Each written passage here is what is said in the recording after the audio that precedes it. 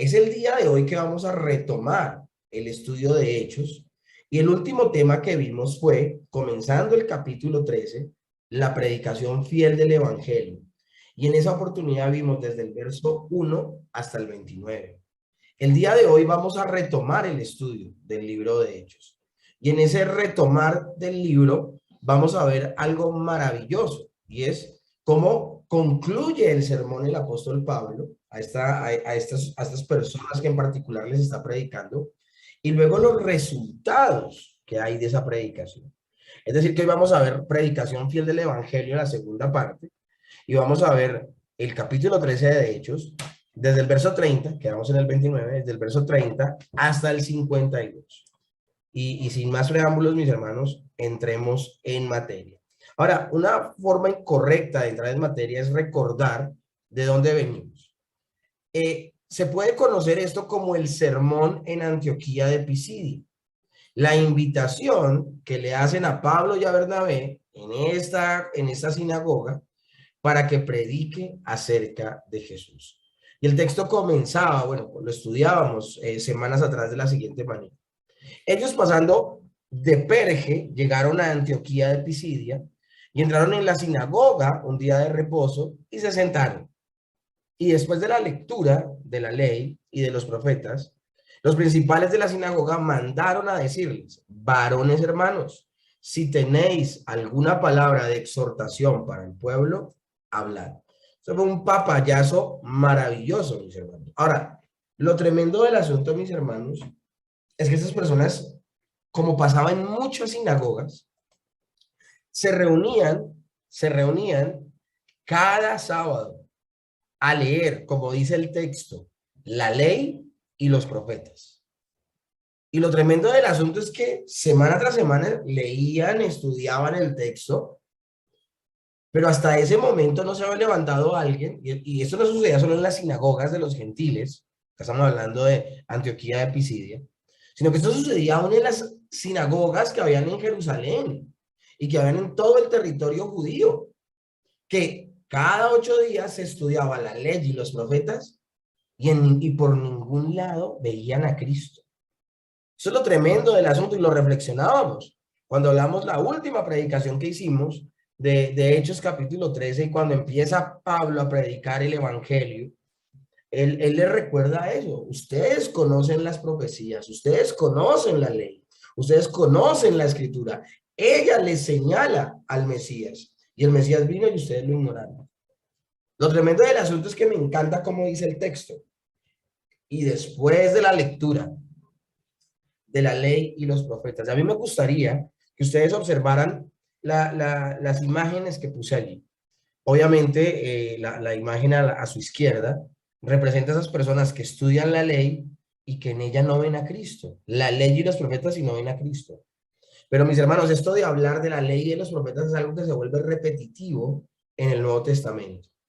La Biblia habla de que Jesús, con los dos discípulos camino a Emaús, él les enseñó al Mesías de las Escrituras, predicándoles desde la ley, los profetas y los salmos. Ahora, el mismo Señor Jesucristo, cuando está en el monte de la transfiguración y se transfigura, que sus vestiduras se convirtieron en vestiduras resplandecientes, más blancas que el blanco que podía lograr cualquier lavador de la época, dice el autor del Evangelio. Dice que a un lado suyo se le aparece Moisés y a otro lado se le aparece Elías, representando lo mismo que dice este texto. Moisés representando a la ley y Elías representando a los profetas. Lo tremendo del asunto es que la voz desde el cielo del Padre dice: este es mi Hijo amado, en el cual tengo complacencia, lo mismo que dijo cuando se fue bautizado, pero en esta oportunidad añade algo más, dice: a él oíd. Eso es impresionante. Ahí en el monte de la transfiguración está Jacobo, Pedro y Juan. Ellos ven esta situación, ellos escuchan audiblemente cómo el Padre les dice: este es mi Hijo amado en el cual tengo complacencia, a él oíd. Y este mensaje se lo está dando Dios el Padre no solamente a Jacobo, a Pedro y a Juan, sino que se lo está dando también a Moisés y a Elías. Porque la ley y los profetas apuntan a Cristo. Eso es lo importante, mis hermanos. Pablo, antes de su conversión, siendo Saulo de Tarso, era uno de los estudiantes más aventajados fariseos que podía haber. Había aprendido a los pies del maestro Gamaliel, uno de los maestros más importantes de las Escrituras. Se cree que este hombre se sabía de memoria el Antiguo Testamento, es decir, desde Génesis hasta Malaquías, esos 39 libros inspirados por el Señor. Lo impresionante es que su capacidad humana no le permitía llegar a donde solo puede llegar Dios cuando le abre el corazón a una persona. Y es entender que las Escrituras hablan de Cristo. Esas personas en Antioquía de Pisidia se le habían pasado no sé cuánto tiempo desde que se fundó esa sinagoga. Una sinagoga se fundaba en una ciudad gentil luego de que se encontraran 12 judíos en ese lugar. O 12 personas que practicaran la religión judía podían abrir una sinagoga. En esta oportunidad, no sé cuánto llevaba esa sinagoga, pero esta gente llevaba un buen tiempo meditando en las Escrituras, en la ley y los profetas. Y en ellas no habían visto a Cristo. Es ahora Pablo que hablando les empieza a hablar, les empieza a expresar esta verdad. Verdad que les expresó el Señor Jesucristo a los dos discípulos camino a Maús, predicándoles de él, desde la ley a los profetas. Y también ese fue el mensaje que el Padre le daba a todos los que estaban en el monte de la transfiguración y que ahora también nos lo dice a nosotros. Pero retomemos al día de hoy. El apóstol Pablo ya ha predicado acerca de toda la historia de la nación judía. Y ha conectado esa historia con el Señor Jesucristo. Y ha hablado que el Señor Jesucristo no solamente vivió una vida perfecta, sino que murió en la cruz del Calvario. Y ese morir fue para comprarnos, para justificarnos, para redimirnos, por los términos que ha usado. Él se hizo maldición para que la maldición no cayera sobre nosotros, sino que como sustituto él llevara la maldición que merecía el culpable, siendo él inocente. Todo eso lo ha predicado el apóstol Pablo, hasta el verso 29. Pero en el verso 30 dice, el apóstol Pablo continúa su predicación diciendo, mas Dios lo levantó de entre los muertos. Y esta parte en su discurso debe haber causado mucha impresión, sobre todo en aquellos que creían en la resurrección. Debemos entender, mis hermanos, que en medio del pueblo judío, pero también en medio de las sinagogas, no solo estaban los fariseos, sino que también había un movimiento que se llamaban los saduceos. Y los saduceos no creían en la resurrección, querían desvirtuarla. De hecho, ellos no creían en todo el Antiguo Testamento. Los saduceos solo creían desde Génesis hasta Deuteronomio, no creían en más del Antiguo Testamento, solo creían en la ley mosaica, no más. Lo tremendo del asunto es que este anuncio que está haciendo Pablo, más Dios levantó al Señor Jesús de entre los muertos, debe haber causado una impresión profunda, sobre todo en aquellos que creían en la resurrección. Nadie más había vencido la muerte hasta ese momento. Y la resurrección en sí misma es una señal maravillosa de que Jesús era quien decía ser. Él decía ser Dios, Dios mismo. Y es que, mis hermanos, esta es la médula del protoevangelio. El protoevangelio, el Señor Dios en Génesis 3 prometió, de la mujer se levantará uno que acabe con la obra de la serpiente. La simiente de la mujer golpeará de muerte la cabeza de la serpiente. Y eso es lo que habla el protoevangelio, es que nacería un hombre, un ser humano de la mujer, de la raza humana nacería un hombre que vencería la muerte. Y mis hermanos, esto de vencer la muerte es algo impresionante. Yo ayer hablaba con alguien y le predicaba el evangelio a una persona aquí del barrio que tenía algunas preguntas bíblicas y aproveché y le mandé también el evangelio. Y lo tremendo del asunto es que yo le decía a esta persona la señal máxima de que en Adán cayó toda la raza humana es que la paga del pecado es la muerte. Y la muestra de que todos heredamos el pecado de Adán es que todos nos morimos. O sea, la muerte es la consecuencia directa del pecado, mis hermanos. Si las personas a diario se mueren, ya sea de viejitos, por un accidente, una enfermedad terminal, lo que sea, esa es la señal de que esa persona ha pecado. Y Jesús vino a acabar con la obra de la serpiente, con la obra del diablo, que fue el pecado y la muerte. Pues el Señor Jesús tenía que resucitar. Y la Escritura dice, y se le apareció durante muchos días a los que habían subido juntamente con él de Galilea a Jerusalén, los cuales ahora son sus testigos ante todo el pueblo. Entonces, Pablo no solamente menciona que el Señor Jesucristo resucitó, sino que además de eso, él ya viene hablando de la historia del pueblo judío. Luego de hablar de la historia del pueblo judío, ha hablado de la muerte del Señor Jesucristo. Luego de hablar de la muerte del Señor Jesucristo, habla de su resurrección. Y por último, de su aparición ante sus discípulos, quienes ahora se habían convertido en testigos. Todo esto cumpliendo las Escrituras. Si ustedes tienen la oportunidad de leer en los evangelios lo que sucedió luego de la resurrección del Señor, es impresionante. Porque la Biblia dice que a la parte que se levantó el Señor Jesucristo de entre los muertos, muchos muertos salieron de sus tumbas. Una cosa impresionante, o sea, una señal de que el Señor había vencido la muerte de una manera impresionante. Ahora, estas personas que lo vieron resucitado se convertirían finalmente en sus testigos. El mismo apóstol Pablo se le aparece el Señor Jesús en camino a Damasco y él puede dar fe de que el Señor Jesús está vivo. Entonces, él no está diciendo esto de segunda mano, lo está diciendo de primera mano. El verso 32 dice, y nosotros también os anunciamos el evangelio de aquella promesa hecha a nuestros padres. El apóstol Pablo habla de la importancia de predicar el evangelio, mis hermanos.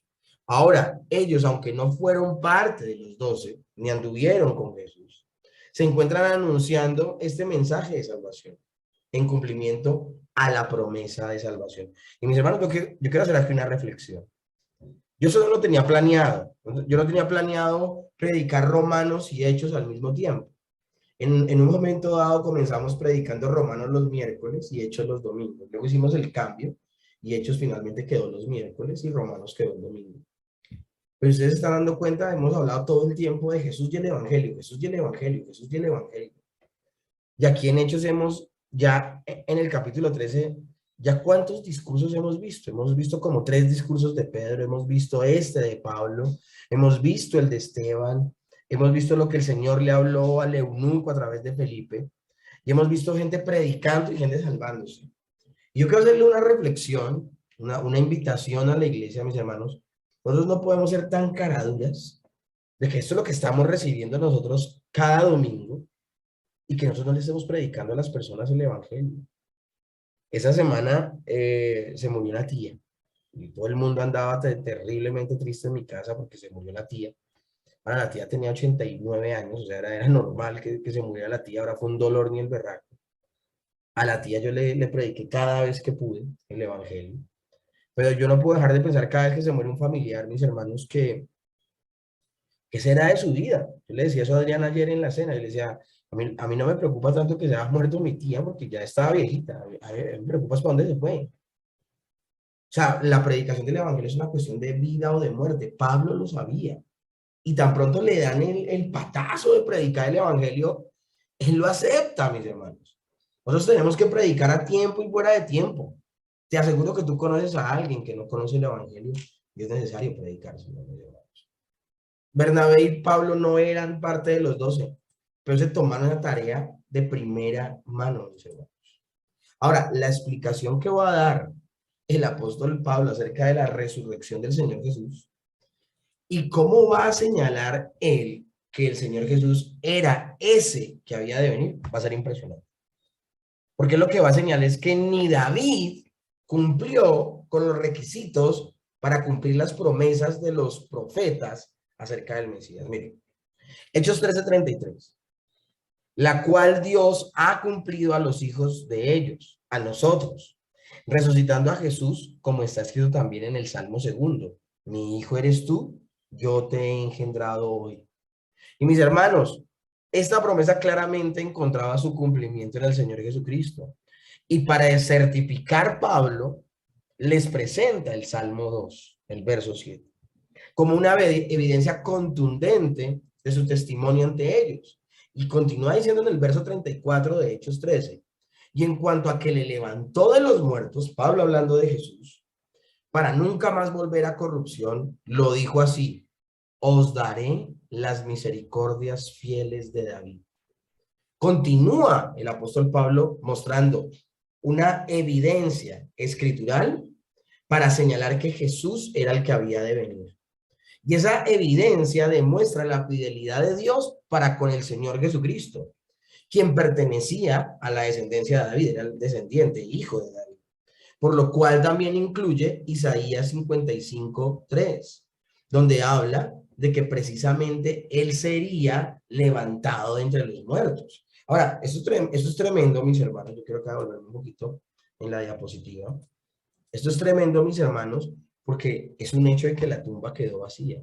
Es un hecho que el Señor se ha levantado, así muchos quieran decir que no. Pero el apóstol Pablo sigue dando razones de la resurrección del Señor Jesús. Verso 35. Por eso también dice en otro salmo: no permitirás que tu santo vea corrupción. Y nuevamente Pablo alude a otro salmo para dar claridad e importancia al mensaje que quiere compartir.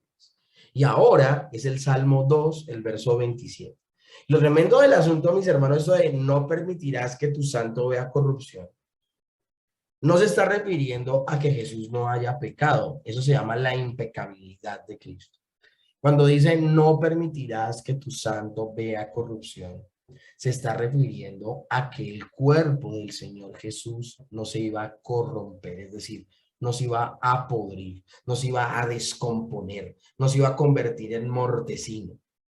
3 días después, el cuerpo del Señor Jesús no iba a estar descompuesto, sino que 3 días después, el cuerpo del Señor Jesús estaría glorificado. Ningún ser humano, escúchenme bien, ningún ser humano, y escúchenme bien, ningún ser humano hasta el día de hoy, luego de morirse, no se ha descompuesto, sino que se ha glorificado y ha tenido vida eterna. Es el Señor Jesucristo. Por eso la Biblia habla de que Él es nuestras primicias de nuestra resurrección. Y dice, porque quiere mostrar el apóstol Pablo lo singular que es el Señor Jesucristo, lo extraordinario que es el Señor Jesucristo, lo especial que es el Señor Jesucristo, que es en la única persona que se ha cumplido las promesas. Va a poner en un lugar más alto al Señor Jesucristo que al mismo rey David.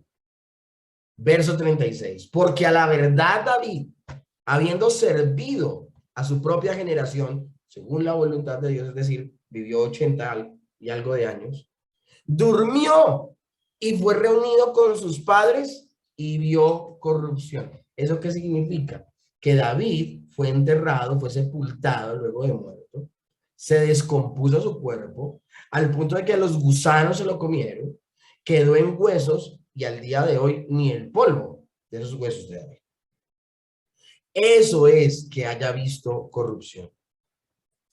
El mismo David había muerto luego de servir a su pueblo. Así que él vio corrupción que hacía referencia a la descomposición de la muerte. Por lo tanto, él no era de quien hablaba el salmista en el Salmo 2:27.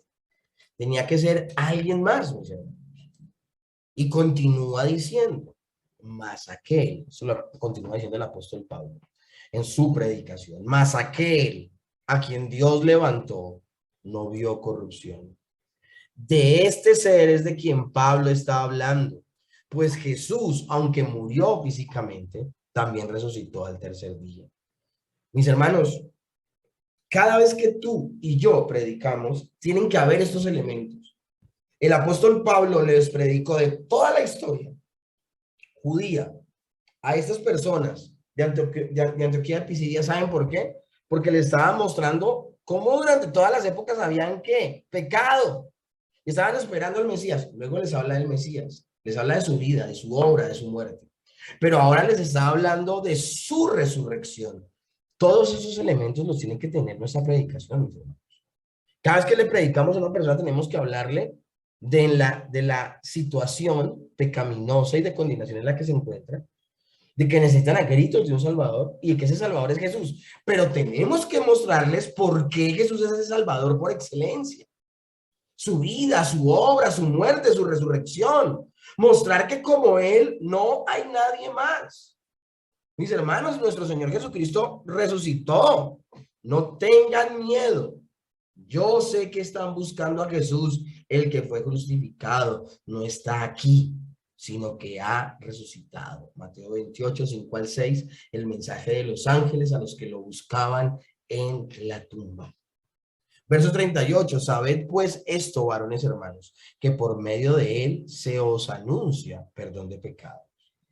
Y es por medio de este ser extraordinario, de este ser especial, de este ser magnífico, en quien se cumple la promesa, en quien tenemos, mis hermanos, perdón de pecados. Y un mensaje que era muy importante, un mensaje muy claro para los judíos en aquel tiempo, era este. Verso 39, y que de todo aquello de que por la ley de Moisés no pudiste ser justificados, en él es justificado todo aquel que cree. Esto es una bomba. El apóstol Pablo, sin ruborizarle, les dice, yo sé que ustedes aquí toda su vida han intentado ser justificados por Dios a través del estricto cumplimiento de la ley de Moisés, pero no lo han logrado. Y como no han logrado una obediencia perfecta, pues no son justificados delante del Padre y están en condenación. Por eso Pablo dice, y que de todo aquello que la ley de Moisés no los puede justificar, en Jesús sí son justificados si depositan su confianza en Él. No es cumpliendo la ley, es confiando en el Señor, confiando que Él cumple lo que ustedes no pueden cumplir, que permitan que Él sea su sustituto, permitan que Él sea su mediador, es lo que le está diciendo el apóstol Pablo a estas personas. Hace entonces referencia a la imposibilidad de cumplir perfectamente la ley. Imposibilidad para justificar por esa práctica al que la practica. Pero les muestra una mejor forma de ser justificados. Justificados de sus pecados por medio de la fe. La fe en el Hijo de Dios. Y podemos decir palabras más, palabras menos, como dice el libro de Jonás. La salvación viene del Señor. La salvación no viene de nuestro esfuerzo humano. La salvación viene de depositar nuestra confianza en el Señor Jesucristo y en lo que Él ha hecho. Mirad pues, dice Pablo a esta sinagoga en Antioquía de Pisidia, mirad pues, que no venga sobre vosotros lo que está dicho en los profetas. Y esta advertencia, mis hermanos, es importante, pues aunque el evangelio anuncia vida al que cree, también promete condenación a los que no quieren creer en el Salvador. Mirad, oh menospreciadores, y asombraos, y desapareced, porque yo hago una obra en vuestros días, obra que no creeréis si alguno os la contara.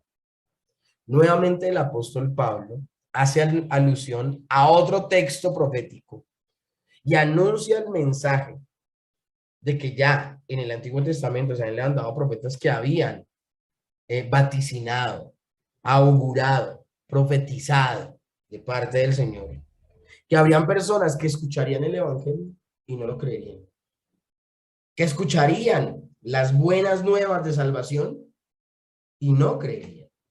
Así como la misma escritura profetiza que se iba a predicar el evangelio y muchos creerían, también la misma escritura profetizó que muchos escucharían y no creerían. Y lo que hace el apóstol Pablo es una advertencia impresionante para que las personas se guarden del peligro de la incredulidad. Pongámosle el tono adecuado. Está predicando y el Señor Jesús vivió, murió, resucitó, tiene poder para justificarse, para justificarte de tus pecados, perdonarte de toda maldad, salvarte. Pero pilas, mirad pues, que no venga sobre vosotros lo que está dicho por los profetas. Y empieza a citar lo que dice un profeta. Mirad, oh menospreciadores, porque así llama la escritura a los que cierran sus oídos al mensaje de salvación. Menospreciadores, menosprecian a Cristo. Y asombrados y desaparecen. Es lo que va a suceder con los que no crean. Porque yo hago una obra en vuestros días, obra que no creeréis si alguien os la contare. Algunos iban a menospreciar el sacrificio expiatorio de Cristo y el anuncio de este, y por eso se perderían. Aquí vemos como una situación dicótoma, ¿no? Vemos a los incrédulos que deben tener pánico y deben temer porque no depositaron su confianza en el Señor Jesucristo. Pero por otro lado vemos a los creyentes en completa paz, en completa tranquilidad. ¿Qué texto está citando Pablo cuando habla de esta manera? Habacuc 1:5. Miren cómo dice Habacuc. Esto se los estoy citando del verso 41. Mirad, oh menospreciadores y asombrados y desapareced. Pero miren cómo dice en Habacuc 1:5. Mirad entre las naciones y ved y asombraos, porque haré una obra en vuestros días que aun cuando se os contare, no la creeréis. Son casi al carbón, como la citó el apóstol Pablo. Entonces, mis hermanos, que Dios nos guarde de la incredulidad. Y sigue diciendo él en el verso 42, cuando salieron ellos de la sinagoga de los judíos, o sea, así termina la predicación del apóstol Pablo. La predicación del apóstol Pablo termina con una invitación y con una confrontación. La invitación es, permitan que Cristo, con su obra, con su sacrificio, con su muerte, su resurrección, los justifique, los redima, los salve. Pero la advertencia es, y ojo con menospreciar este mensaje y no creerlo, porque se van a perder. Su única salvación es Cristo. Y si se sueltan de Cristo, o si no abrazan a Cristo, o si menosprecian lo que Él hizo, se van a perder. Ya terminado el sermón, dice el verso 42. Cuando salieron ellos de la sinagoga de los judíos, los gentiles le rogaron que el siguiente día de reposo les hablase de estas cosas. Es decir, los concretaron de una para el próximo sábado, dentro de 8 días. Estos gentiles que aparecen aquí, es muy probable que se trate de prosélitos o seguidores del judaísmo. Por eso están en esa sinagoga. Quienes pidieron de nuevo un tiempo de reflexión mayor. Mis hermanos, es imposible que una persona capte todas las verdades del evangelio en una sola predicación, en una sola meditación. Algunos que han llegado en estos días, en estos meses, en estos últimos meses a la iglesia, lo saben que es así. Saben que ustedes poco a poco han estado entendiendo más y más y más. Eso es lo que está sucediendo con esta gente de Antioquía de Pisidia. Y entonces ellos los concretan de una vez para que dentro de 8 días vuelvan. Verso 43. Y despedía la congregación. Muchos de los judíos y de los prosélitos piadosos siguieron a Pablo y a Bernabé, quienes hablándoles les persuadían a que perseveraran en la gracia de Dios. Otras personas no se aguantaron ni siquiera a los 8 días, sino que ahí mismo siguieron hablando y reconviniendo a Pablo y a Bernabé. Después de salir de allí, una gran cantidad de judíos, significa que eran muchos, pero no todos los que estaban allí, y gentiles del judaísmo, vuelvo y repito, prosélitos, siguieron a Pablo y a Bernabé, quienes los motivaban a que perseveraran en lo que aprendieron. Verso 44, viaja en el tiempo Lucas a una semana después. El siguiente día de reposo se juntó casi toda la ciudad para oír la palabra de Dios. Yo leía esto, mis hermanos, y yo decía, esto es impresionante. Uno puede leer esto y pasarlo por alto. Mis hermanos, ese día estaba llena la sinagoga. Ellos predican y esta gente quedó tan impactada de lo que escuchó que se trajeron a toda la ciudad. El siguiente día de reposo se juntó casi toda la ciudad para oír la palabra de Dios.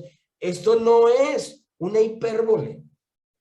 Esto está demostrando que había un avivamiento.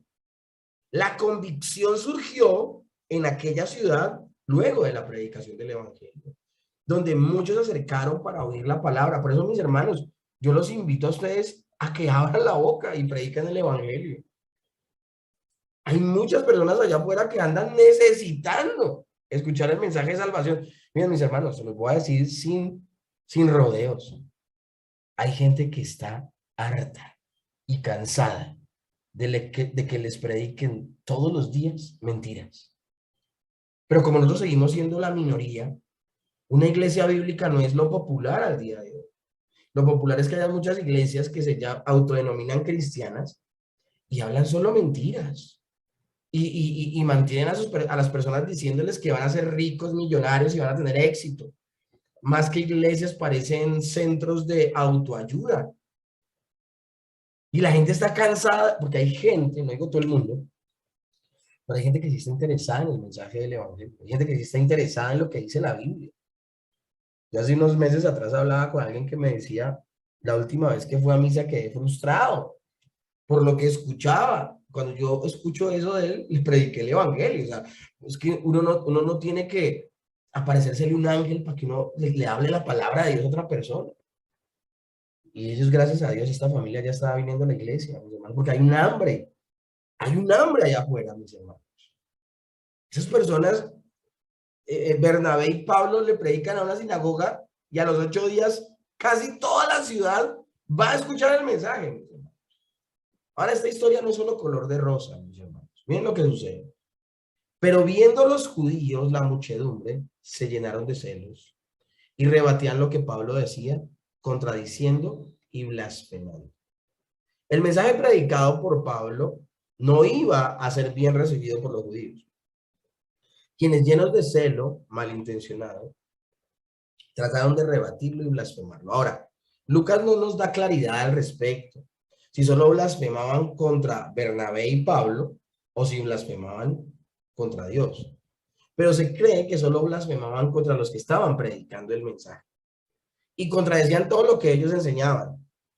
Quien no abre su corazón, mis hermanos, a la verdad de la escritura, se vuelve su contradictor. Es algo completamente clásico en estas situaciones. Si las personas no abrazan la verdad, van a abrazar la mentira y van a pelear con todo su corazón en contra de la verdad. Que te hagan a ti la perseguidera, a mí o a ti, porque estamos predicando lo que predicamos, no es de extrañarnos, mis hermanos, porque hay gente que no le conviene escuchar esto. O sea, yo le predico a una persona, lo bajo que ha caído en la iglesia católico romana, un cura me escucha y te aseguro que me quiere fusilar, pero es la verdad. Entonces, mis hermanos, a estas personas se les levanta oposición, claro. ¿Y de quién? De los judíos, mis hermanos. Y esto no tiene presentación, porque los judíos eran a quienes se les había confiado la escritura. Los gentiles no tenían ningún texto del cual leer. Los gentiles ni Biblia tenían.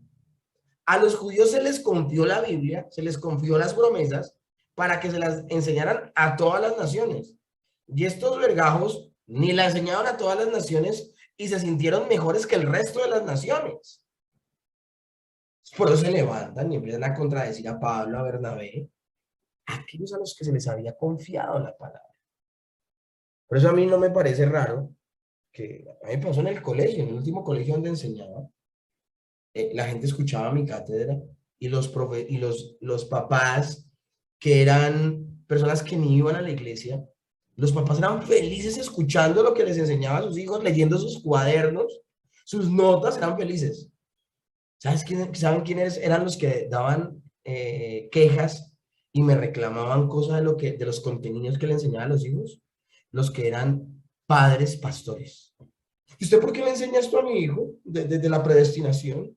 ¿Y usted por qué le enseña a mi hijo esto de la salvación por gracia y no por obras? O sea, yo decía, ni los incrédulos pelean y tienen sed del evangelio, y sí los que dicen creer en las escrituras. Eso es lo que le está pasando aquí a Pablo y a Bernabé. Los gentiles con una sed del evangelio y por otro lado los judíos tocadísimos.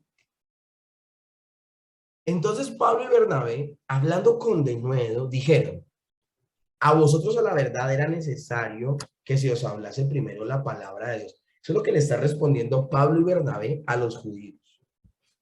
Mas puesto que la desecháis y no os juzgáis dignos de la vida eterna, he aquí nos volvemos a los gentiles. Dios le había hecho un llamado al apóstol Pablo de predicarle a los gentiles. Ese es el llamado que Dios le había hecho al apóstol Pablo. Pero el apóstol Pablo siempre sintió un gran aprecio por los judíos, por sus hermanos. O sea, si ustedes puedan leer en algunos textos, en los términos que habla Pablo de los de su nación, hay un texto donde dice, yo preferiría ser anatema, condenado, si eso asegurará la salvación de mis hermanos. Porque Pablo sufría con el hecho de que los judíos, los que leían a diario la ley y los profetas, no vieran en ellas a Cristo. Y los gentiles, que no han tenido el mismo contacto con las escrituras, no rechazaran a Jesús, sino que lo abrazaran de inmediato. Pero esta fue la gota que colmó la copa. Entonces Pablo y Bernabé, hablando con denuedo, dijeron: a vosotros a la verdad era necesario, hablando a los judíos, a los vosotros era necesario que os hablase primero la palabra de Dios, mas puesto que la desechasteis. Acuérdense la advertencia que acaba de hacer el apóstol Pablo versos atrás. 8 días atrás el apóstol Pablo había terminado el sermón diciéndole: ¡ay de qué menosprecio! ¡Ay de qué menosprecien la obra de Cristo! Por favor. Y esta gente no escuchó, no dio oídos a ese clamor y a esa voz. Mas puesto que desecháis este mensaje y no os juzgáis dignos de la vida eterna, he aquí nos volvemos a los gentiles. Ahí es donde Pablo decide renunciar a todo intento de seguir predicándole el evangelio a los judíos. Dios había levantado ya apóstoles que lo iban a hacer. Los 2 apóstoles se iban a dedicar a eso. Pablo y Bernabé se iban a dedicar a los gentiles. Bajo la inspiración del Espíritu Santo, Pablo y Bernabé predicaban a los judíos. Dios ofreció salvación primeramente a ellos, pero esos, al rechazar voluntariamente el mensaje de salvación, estos 2 mismos enviados, Pablo y Bernabé, se volvieron totalmente a los gentiles, quienes abrazaron la verdad sin tanto conflicto.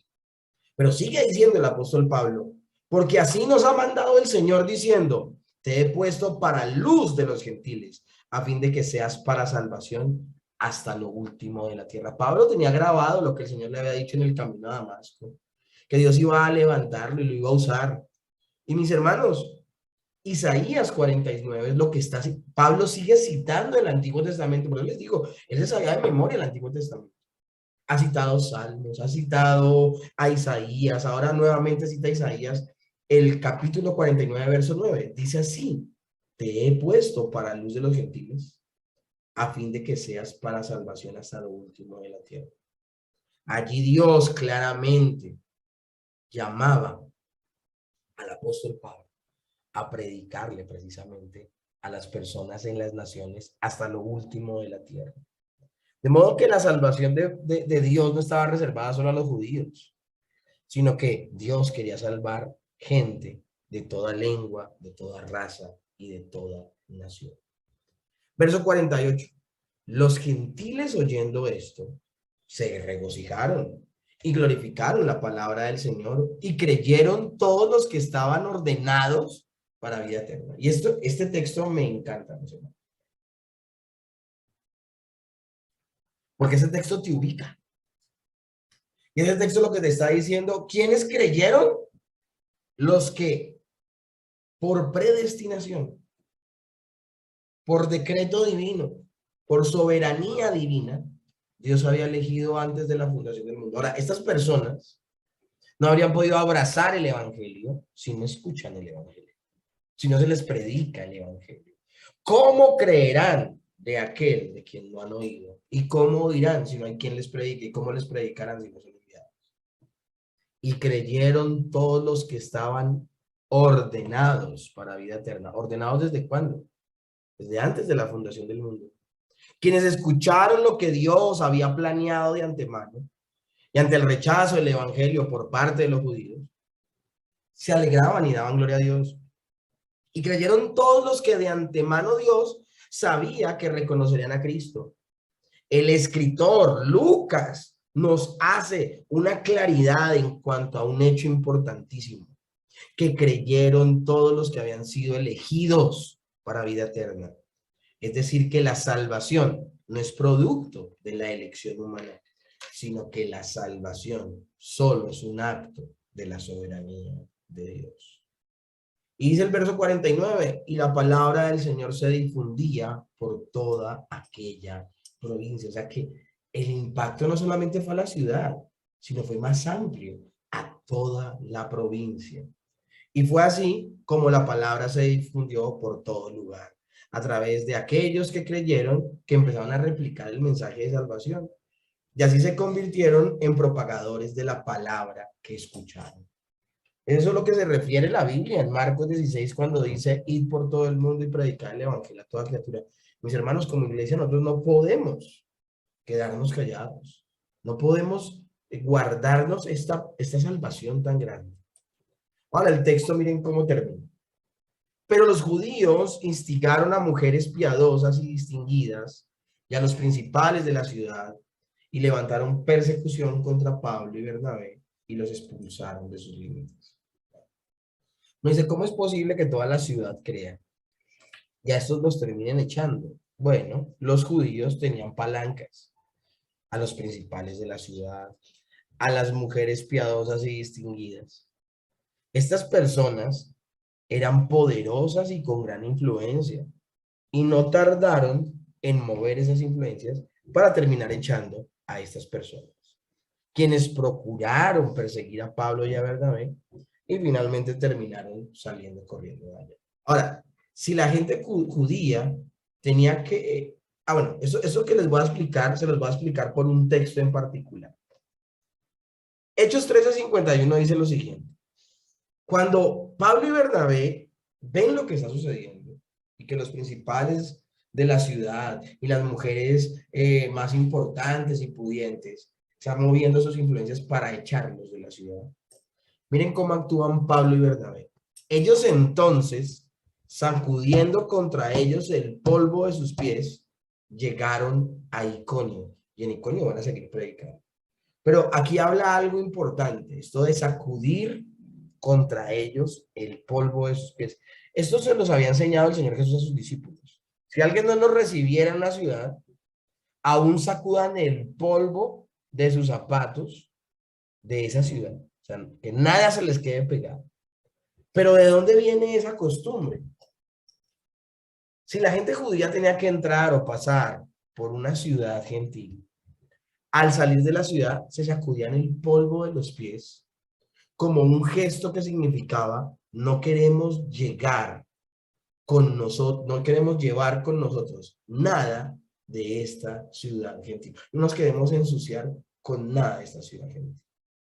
Así de tocados, así de engrandecidos estaban los judíos, que veían a todo el que era extranjero como menor que ellos. Bueno, el Señor Jesús les dio una lección y les dice, no, yo a ustedes sí les voy a pedir, mis apóstoles, que si alguna persona lo rechaza en alguna casa, en algún lugar, en alguna ciudad, ustedes sacudan el polvo de sus pies. O sea, yo no quiero que lleven consigo nada que tenga que ver con esa ciudad que se negó a creer en mí. Esa instrucción, el mismo Señor Jesús la da en Marcos capítulo 6, verso 11, o también en Mateo capítulo 10, donde habla de las misiones que le va a dar el Señor Jesús a sus apóstoles y cómo deben comportarse ellos. Lo tremendo del asunto, mis hermanos, es que nosotros debemos darle una lectura correcta a esto. Nosotros debemos sentirnos bienaventurados por ser perseguidos por nuestra fe. Así lo dice Mateo 5 en las bienaventuranzas. Bienaventurados los perseguidos por causa de la justicia, porque de ellos es el reino de los cielos. Mis hermanos, a nosotros no solo se nos concedió el creer en Él, sino en el padecer por Él. Ahora, hay un peligro terrible de desechar a Jesús. Las personas que persiguen a la iglesia están persiguiendo directamente al Señor Jesús. Lo vimos en Hechos capítulo 9, donde el Señor Jesús le dice a Pablo, el que había aprobado el apedreamiento de Esteban y que persiguieran y encarcelaran a muchos creyentes del primer siglo. El Señor Jesús le dice a Pablo, Saulo de Tarso le dice, ¿por qué me persigues?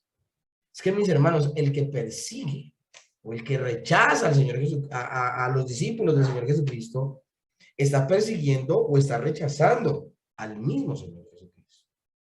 Tengamos mucho cuidado, no sea que las personas que rechacen o persigan al Señor Jesús estén peleando contra Dios. Termina el texto diciendo, y los discípulos estaban llenos de gozo y del Espíritu Santo. Primero que todo tenemos que ver que estas personas, esta persecución no las detuvo y siguieron predicando, porque se fueron para Iconio y allí van a seguir predicando. Más allá del inconveniente suscitado por los judíos y las autoridades, el evangelio ya había sido propagado y el mensaje ya había sido entregado. Quienes creyeron ahora debían perseverar en la gracia, por lo que quienes se volvieron discípulos se llenaron de gozo. Y no solo se refiere a la alegría producto de saberse salvos, sino del gozo espiritual producido de estar llenos del Espíritu Santo. Entonces, mientras veamos como la pantalla de un televisor partida, mientras vemos a Pablo y Bernabé alejarse inexorablemente de la ciudad de la cual los acaban de echar, la otra mitad de la pantalla nos muestra a los que ya ahora son discípulos, que creyeron, que abrazaban el evangelio, que abrazaban la fe, llenos de gozo y del Espíritu Santo. Que en ellos permanecía la fe no dependía de que Pablo y Bernabé estuvieran con ellos todos los días, cuidándolos, cuchicheándolos, animándolos. Cuando la fe es verdadera, mis hermanos, la fe no muere. La fe de un creyente lo llevará a consultar la escritura, a buscar una congregación bíblica, a pasársela con personas que tengan un buen testimonio y que hayan nacido de nuevo. Esas cositas de que es que nadie me cuidó y por eso me volví al mundo es falsa, mis hermanos. Estos dos maestros son echados de aquí. Pero en esa iglesia, en ese lugar se fundó una iglesia, en ese lugar se levantaron creyentes verdaderos que habían nacido de nuevo y que perseveraron hasta el final. Dice Clark acerca de esa alegría, que dice aquí, los discípulos estaban llenos de gozo. Dice Clark, la alegría de un verdadero cristiano está más allá del alcance de los problemas terrenales y no es afectada por los cambios y las probabilidades a las que están expuestas las cosas mortales. Los mártires estuvieron más que felices en las llamas de los que los perseguían y podían estar más tranquilos que aún de lo que podían estar sus perseguidores en sus calles. Mis hermanos, el gozo que produce ser salvos y estar a paz con Dios no nos lo quita nadie, mis hermanos. Aquí terminamos nuestro texto del día de hoy, pero me devuelvo un poquito al verso 51 donde dice, llegaron a Iconio. Ellos continuaron el trabajo, continuaron en esa ciudad. A veces el rechazo y la oposición que vienen con el evangelio nos tentará a renunciar. Pero Pablo y Bernabé no se amilanaron y respondieron con determinación. Continuaron la obra, llevando la salvación a cada rincón de la tierra.